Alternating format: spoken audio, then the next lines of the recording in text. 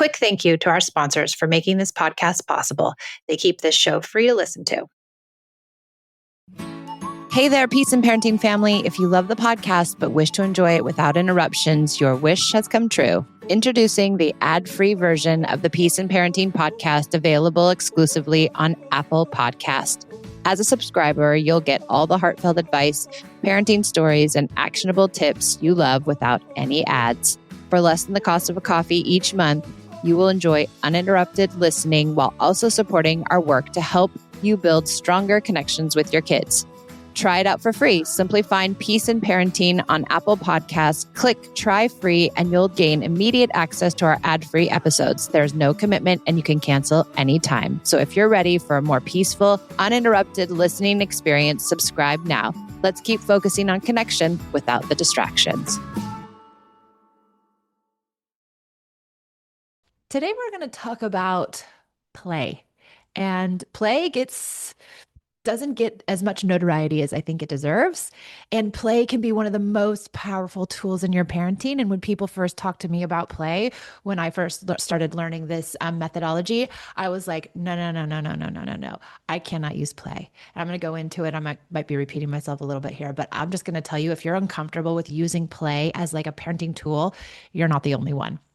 I was a teacher and high school counselor, and I worked with kids for years and years and years. And I tell you what, the last thing I thought was to use play when I had a behavior that was hard in the classroom. And so I'm just going to tell you that it works and that it's counterintuitive, and to just stick in there and have a really open mind about play, because I think we are, programmed to believe that play might encourage bad behavior. And I'll get into that more and more. But just keep an open mind when you're listening to this presentation, because I think that you'll have a new, renewed understanding of play.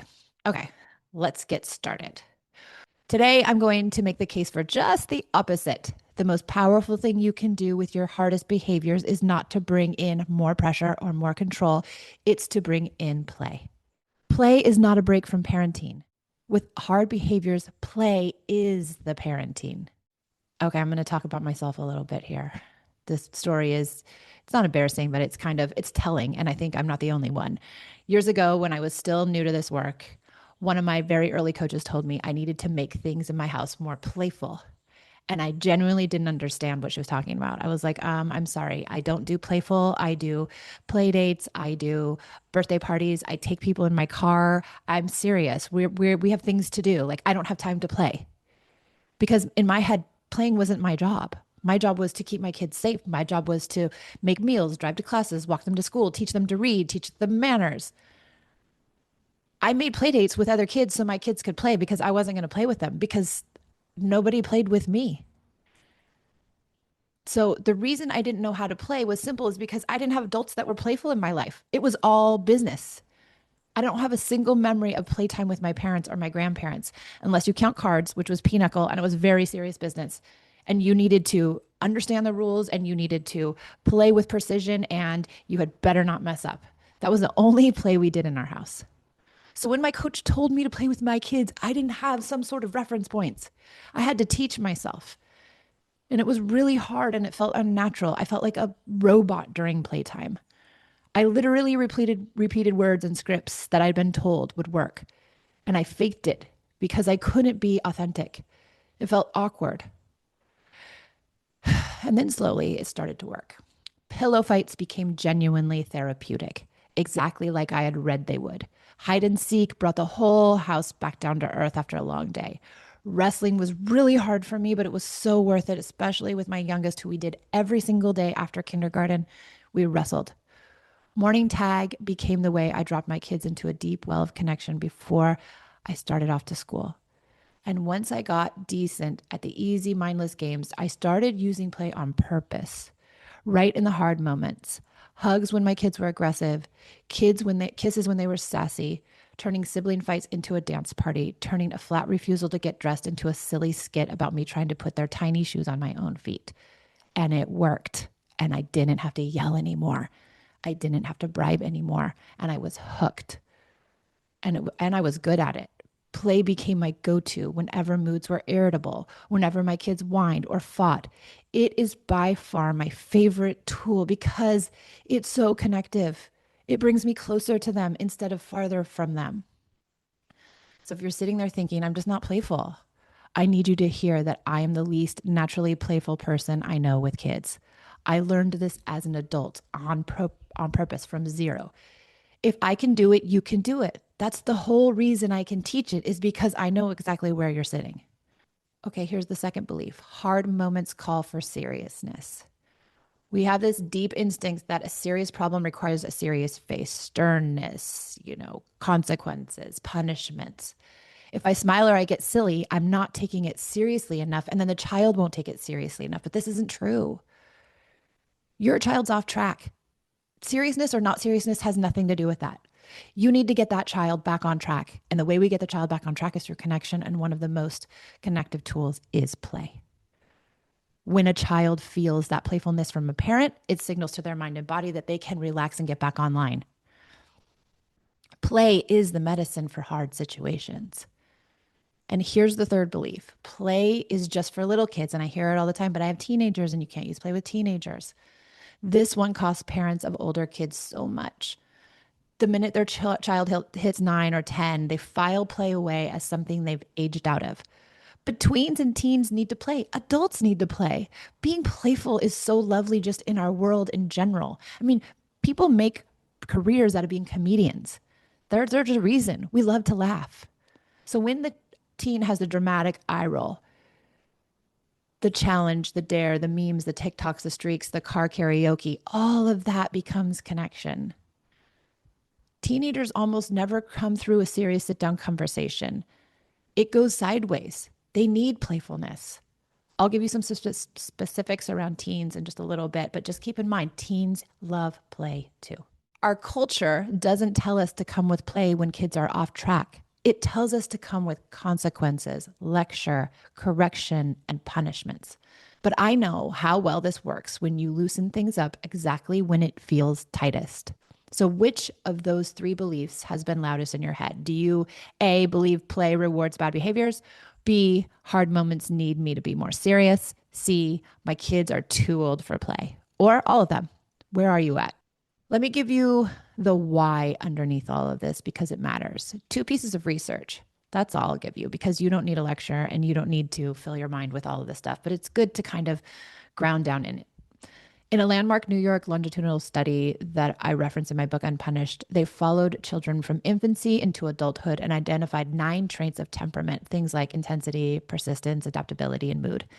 The takeaway that changed how I parent there are far too many variables to play to call any child good or bad. A strong-willed, intense, persistent child isn't misbehaving on purpose. That's their wiring. And wiring doesn't respond to punishment. It responds to connection. And the American Academy of Pediatrics, in its 2018 clinical report on play, found that play is not a luxury. It is central to how a child's brain develops, how they regulate emotions, and how they buffer stress. Play literally helps a child's nervous system move through hard feelings instead of getting stuck in them. But what percentage of us use play in our parenting? Likely none. And if it is the way in which a child literally tries to move through hard moments and regulates their nervous system, it should be something we're using all the time. So when you play with a flooded child, a child who's having a hard moment, you're not distracting them. You're giving their brain the exact tool it needs to re-regulate. When your child is laughing with you, that's not them getting away with something. That's their stress leaving the building. Connection is the mechanism, play is a delivery system. It also makes the behavior stop like nothing else. Okay, now we're going to get down to the get down. How do we use play instead of punishment or lecture or reasoning or all those things that we mentioned at the beginning? How do you use play instead? Here's what you do. The next time your instinct is to punish, shame, correct, yell, belittle, reason, your first line of defense is play instead. In Hand, where I was trained, we call it play listen, and it became my number one tool. It turns a hard, sticky situation into one of full connection, love, and laughter. So let me show you the difference, because it's everything. Your child says something unkind to you. The punishment path, you can go this way. We don't talk to people that way. Go to your room. Now you've got a power struggle and a kid who feels worse. The play path is like this instead. Ooh, looks like somebody needs a kiss from mommy. Looks like someone needs a hug from daddy. And you chase them with an exaggerated smooches. 9 times out of 10, the unkind edge transforms into giggling and the actual need underneath it, connection, gets met. Now, will it work every single time? No. But what if it worked 60% of the time? What if it worked 50% of the time? What if it worked 75% of the time? And what if eventually it worked all of the time because your kid got used to the idea that play was connection? What about your children fighting? The punishment path. Figure out who started it, assign a winner and a loser. Somebody's the victim, somebody's the villain, separate them, tell them they can't play together for the next half hour because they can't handle it, tell them they have to go to their cool down corners. Or the play path. Okay, who wants to play 3 rounds of hide and seek? You stop immediately. Oh, looks like everybody needs hide and seek. You don't even address the sibling fight, you go straight to play. You interrupt the fight with something more compelling than a fight, connection. What about your child refusing to put on their shoes? You can go the punishment path. Count to 3, threaten to leave without them. How many people have done that? How many people have said, I'm going to count to 3 and then I'm going to leave without you? You don't have to do that. You can say, oh, let me see that shoe. Can I put this cute little tiny shoe on my foot? Give it to me. I want it so badly. I've been looking for shoes just like this. And you try to cram your big foot into their tiny shoe. They will fight you to get their shoe, put it back on themselves, or they will laugh hysterically. It might take time to implement this stuff because they're not used to it, though. Might make time for them to really lean into the idea that you're being serious. So whenever my instinct is to punish, I ask myself a question instead, can I turn this into a game? Almost always the answer is yes. And the hard moment becomes a connected one. Now, here's a caveat, and I just want to say this to everyone. Do not try to use play when your child is having a meltdown, a tantrum, a full on losing their mind. Just let them melt down. That's one of the moments you do not want to use play. Okay. Pick one reoccurring battle in your house, the one that happens at the same time every single day. Maybe it's getting out the door for school. Maybe it's brushing teeth, it's shoes, it's getting in the car, it's any transition off a screen. There's always a moment that's hard. Now, just for tomorrow, decide in advance you will bring play to that one moment instead of pressure, instead of lecturing, instead of consequences. A silly voice, a game, a self deprecating joke at your own expense. You don't have to fix the whole day. Just flip one moment, just one, and see what happens. I'm going to give you some games now. I have lots of games. Okay, these are pulled straight from my play guide. Under every single one of these, always let the child win. Never mock them. The joke is always at our expense, not theirs, and don't use sarcasm. We don't use, unless you're being sarcastic about yourself, don't use sarcasm at their expense. They're too little for that, and it's too hard on their psyches. Okay, I'm just going to go through a few of these. So give me that shoe for the child who refuses to get dressed. We talked about that. You take the little tiny shoe. What about hot dog? For the kicker or the wound up body, grab that kicking foot and pretend it's a phone. Oh, hello. I'm sorry. No, she's not here right now. She's really busy. She can't talk to you. Turn it into a joke. Don't move the glass for rigidity, and 200 kisses, which is always my favorite for any kind of off track behavior. Okay, kids 7 to 11. Can't get past me is one of my favorite. You stand on one side of the room and the kids try to get past you to the couch or a chair or some sort of safe place, the rug, and you try to grasp at them and get them and you're chasing everybody, but they always make it all the way to the safe place because they are stronger and bigger and more powerful than you, and you want them to feel like that. Hide and seek is the best game and is the best interrupter, I think, when kids are having icky, whiny feelings, everyone's fighting with one another, the house just feels heavy, just start hide and seek. Okay. And teens, be terrible at anything and they will laugh at you. Never know the words to a song, never understand what's going on TikTok, constantly be forgetting all of the cool things, say the wrong thing, you be the butt of the joke. And then they think you're funny and they will roll their eyes and they will think you're annoying. And now guess what? You've won. Car karaoke is a really good one. You can, for the kid who won't talk, teens open up sideways, felt the strong song really badly, forget the lyrics, just be an idiot about it. And they will laugh at you, but it creates connection. Also, the dance party, which isn't on here. That was my favorite one with teens. If things are going bad, I turn on really loud music and we dance to whatever crazy songs they are into at the time. Okay, if you're sitting here thinking, this sounds great, but my kid is so hard, they're never going to fall for this. This would never work with them. That's the exact parent I work with one on one. I can't even begin to tell you how many parents think this won't work, or it's not for their kid, or it's not for their family, and they feel awkward doing it. And then they start and it changes their lives. Your roadmap this week: pick one battle. Choose the single hard moment that repeats daily, the refusal, the sibling fight. That's your testing ground. Pick one game from your child's age and open up the guide and find one that fits the behavior.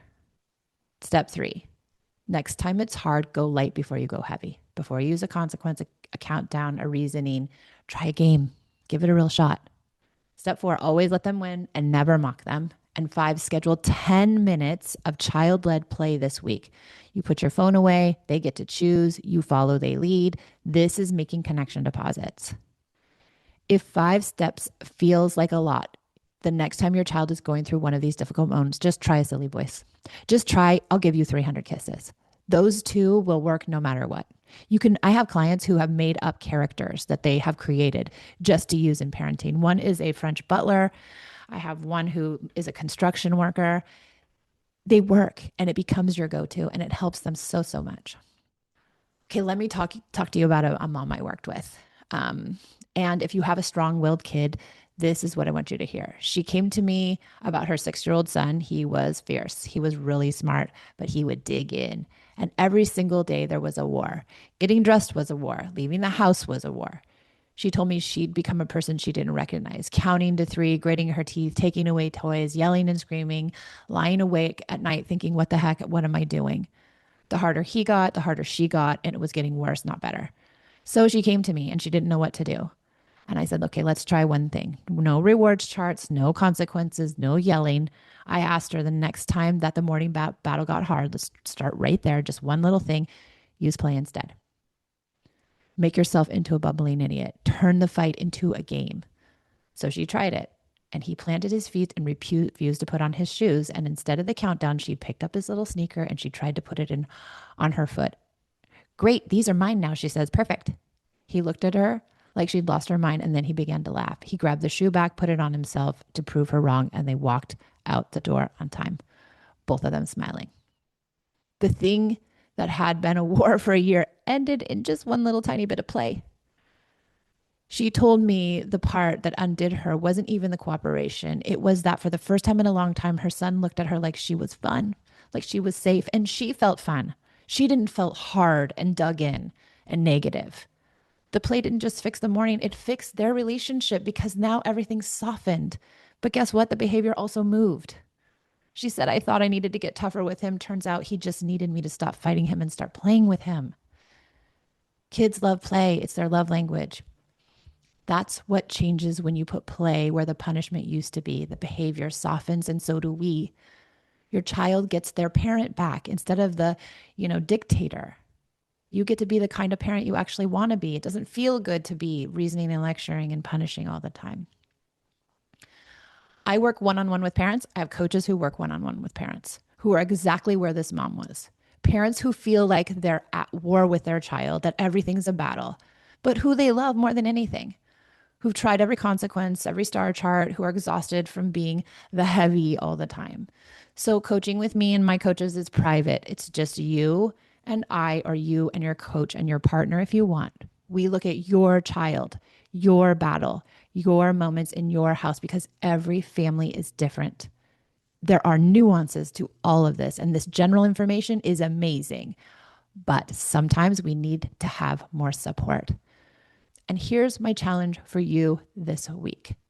Find your hard moment, the small battle you dread.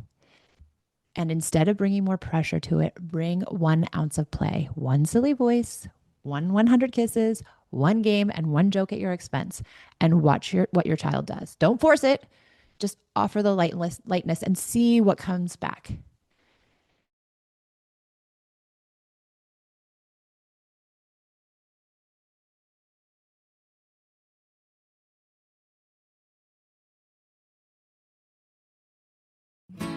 Hey there, Peace and Parenting family. If you love the podcast but wish to enjoy it without interruptions, your wish has come true. Introducing the ad-free version of the Peace in Parenting podcast, available exclusively on Apple Podcast. As a subscriber, you'll get all the heartfelt advice, parenting stories, and actionable tips you love without any ads. For less than the cost of a coffee each month, you will enjoy uninterrupted listening while also supporting our work to help you build stronger connections with your kids. Try it out for free. Simply find Peace in Parenting on Apple Podcasts, click Try Free, and you'll gain immediate access to our ad-free episodes. There's no commitment and you can cancel anytime. So if you're ready for a more peaceful, uninterrupted listening experience, subscribe now. Let's keep focusing on connection without the distractions.